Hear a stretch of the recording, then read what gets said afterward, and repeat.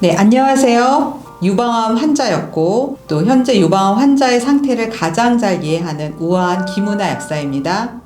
네, 유방암 발병 원인에 대해서 제가 오늘 나누어 볼 텐데요. 지금 전 세계 유방암 발병 현황을 살펴보면 압도적으로 서구 유럽 국가에서 발병률이 높습니다. 반면에 아시아권에서 발생률이 낮게 나타나는데요. 유방암 하면 대부분 저한테도 유전적 요소 아닌가요? 라고 물어보시는 분이 많습니다. 물론 유전적인 요소도 몇 프로 작용을 합니다. 예를 들면 브라카1, 브라카2 유전자 변이를 가지고 있는 경우는 가족력으로 작용할 수가 있습니다. 유전자 변이 요소가 있더라도 여러분들이 여러분의 몸의 환경을 바꿔준다면 다른 결과를 얻을 수가 있는 것이죠. 특별히 우리나라의 유방암 환자의 연령대는 40대와 50대의 환자가 늘고 있습니다. 그런데 서구에서는 이제 노화의 현상으로 60대, 70대의 환자가 증가하는 것과 굉장히 대조적인 현상인데요. 저는 왜 우리나라 40대, 50대 유방암이 증가하는지에 대한 분석을 해보았습니다. 여러분, 지방이 많은 상태는 바로 에스트로겐이 많은 몸 상태가 됩니다. 호르몬 양성 유방암은 이 에스트로겐 수용체의 과다 발현이 원인인데요.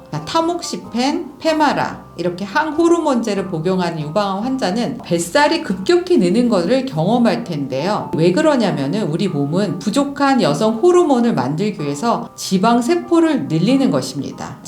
지방세포에서 바로 여성 호르몬 에스트로겐을 만들어내는 것입니다. 기본적으로 비만인 상태는 에스트로겐 수용체의 과발현 상태이므로 유방암이 잘 생길 수 있는 첫 번째 환경입니다. 자, 두 번째는 뭐냐? 식습관인데요. 그 중에 어떤 식습관이냐? 우유를 많이 마신 것이 유방암 발생 환경이라고 봅니다. 우유에는 IGF-1, 인슐린 그로스 팩터라는 이 성장 인자가 들어있어요. 이것은 성장기 어린이가 빨리 성장할 수 있게 해주는 것인데요.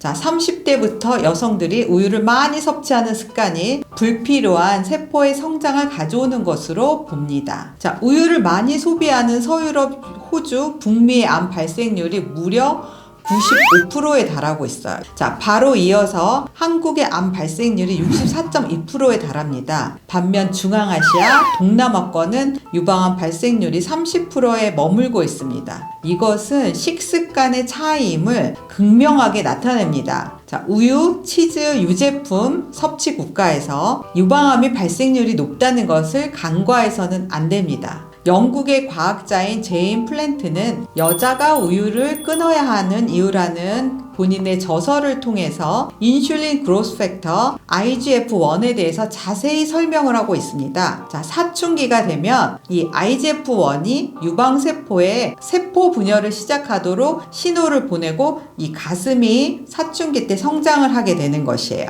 그런데 이 우유 속의 IGF-1이 유방암을 촉진하는 방법도 똑같다고 말하고 있습니다. 제인 플랜트의 여자가 우유를 끊어야 하는 이유에서 이렇게 자세히 나열하고 있습니다. 자, 첫 번째, 거의 모든 유방암 조직검사 실제 그 종양 생검을 해보면 유방암 세포에는 IGF-1 수용체가 있다는 것이 발견되었고요. 두 번째, 유방암 환자는 건강한 여성보다 이 IGF-1 이 수치가 높습니다. 세 번째, IGF-1은 세포 주기 및 암을 일으키는 암 유전자의 변화를 초래한다. 그래서 아주 적은 양으로도 유방암의 세포 증식에 영향을 미칩니다. 그래서 이 같은 변화가 암이 무한히 증식하는 원인이 된다. 네 번째, IGF-1 수용체가 과발현함으로써 정상세포가 유방암 세포로 바뀐다는 증거가 있다입니다.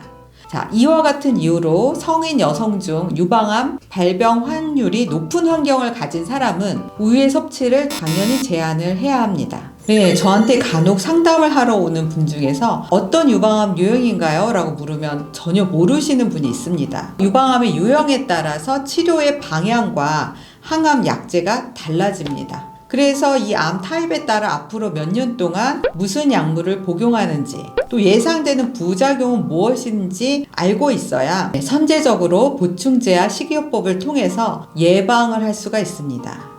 자, 유방암은 조직검사 타입으로 4가지로 구분할 수가 있는데요. 첫 번째, 호르몬 양성 유방암. 이것은 에스트로겐, 프로게스테론 수용체가 이 세포막에 발현된 암이다라고 보시면 되고, 두 번째는 헐투 수용체. 헐투라는 수용체가 세포막에 발현된 암입니다. 세 번째, 삼중 음성 유방암은 에스트로겐, 프로게스테론, 헐투가 다 발견되지 않았다고 해서 이 세 가지가 다 음성이다 해서 삼중 음성이라고 부르고요. 반면에 네 번째, 삼중 양성 유방암은 에스트로겐, 프로게스테론, 헐투가 다 발현된 암입니다. 자, 전체 유방암의 70%가 호르몬 양성 유방암, 20%가 헐투 양성, 10% 내가 삼중 음성 유방암인데요. 호르몬 양성 유방암이다. 그러면 수술, 항암, 방사가 다 끝나도 치료가 끝나지가 않습니다. 표준 치료가 끝나고 다시 먹는 경구용 약을 복용하게 되는데, 그게 바로 여성 호르몬을 차단하는 약입니다. 폐경 전에는 타목시펜, 폐경 후에는 페마라정을 복용하는데, 그것은 아예 우리 몸 안에, 여성의 몸 안에서 호르몬 수치를 낮추는 요법이에요. 그렇기 때문에 벌써 30대, 40대에 유방암이 오고 나면 타목시펜을 복용하는 동안에 조기 폐경을 하게 됩니다. 그래서 항호르몬 요법의 부작용이 상당히 크기 때문에 타목시펜 복용편 유튜브 영상을 시청해 주세요. 자, 헐투 양성 유방암은 이 허셀틴이라는 약을 1년 동안 정맥 주사를 하게 되죠. 자, 호르몬 양성은 먹는 약으로 보통 타목시펜을 5년에서 10년, 또 난소를 보호하는 졸라덱스를 이것도 2년에서 5년 정도 주사를 맞게 됩니다. 그리고 제일 여기서 난이도가 있는 암이 무엇이냐? 그것이 바로 삼중 음성 유방암인데요. 자, 암 줄기세포 발현도가 높은 암이다. 그렇기 때문에 항암 방사 수술을 완벽하게 한다고 해도 재발률이 높은 암입니다. 그래서 삼중음성 유방암은 1기여도 방심해서는 안 되고 식이요법과 보충제요법을 병행하셔야 합니다. 그래서 이것은 스스로 관리하기가 굉장히 어렵기 때문에 저의 말기암 통합요법 상담소에 제가 특별히 삼중음성 유방암 편을 넣었습니다. 그 부분을 자세히 읽고 앞으로 벌어질 일에 대해서 좀 예측을 하시고 재발을 막는 식이요법을 적극적으로 하실 것을 권장합니다. 이제 세 가지를 주로 보는데요. 크기를 보는 걸 T라고 해요. 투머 사이즈에서 T. 그 다음에 림프절 분포와 개수를 N이라고 하는데, 이게 이제 노들 해서 림프절이라는 뜻이고요. 전이 여부를 나타내는 메타시스의 M 해서 TNM 병기라고 합니다. 더 자세한 병기는 조직 검사를 통해서 유전자 변이, 암의 증식 속도, 암의 악성도를 알 수가 있는데요. 이런 검사를 통해서 치료의 방향이 더 구체적이 될 수가 있습니다.